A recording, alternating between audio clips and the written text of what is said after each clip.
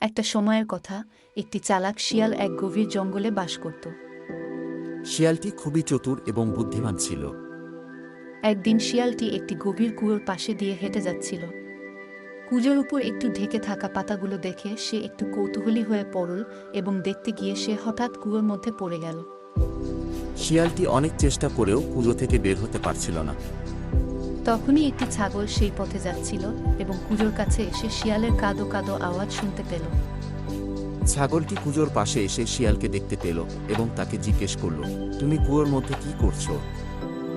শিয়ালটি খুবই চালাক ছিল, তাই সে মিথ্যা বলল, আমি এই কুয়োর জল খুব মিষ্টি, তাই জল পান করতে এসেছি। তুমিও যদি এই মিষ্টি জল পান করতে চাও, তাহলে তুমি লাফ দিয়ে কুয়োর ভিতরে চলে এসো। ছাগলটি শিয়ালের কথা বিশ্বাস করল এবং কুয়োর মধ্যে লাফ দিয়ে পড়ল। ছাগলটি যখন কুয়োর ভিতরে পড়ল, তখন শিয়ালটি তার পিঠে চড়ে কুয়োর উপরে উঠে গেল এবং নিরাপদে কুয়ো থেকে বেরিয়ে এল। ছাগলটি তখন বুঝতে পারল যে শিয়ালটি তাকে ধোঁকা দিয়েছে। কিন্তু ততক্ষণে শিয়ালটি তার পথ ধরেছে।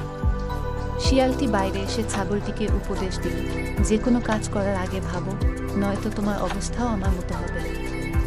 এই গল্প থেকে আমাদের শিক্ষণীয় বিষয় হলো, কোনো কাজ করার আগে চিন্তা ভাবনা করা উচিত, যাতে ধোঁকায় পড়তে না হয়।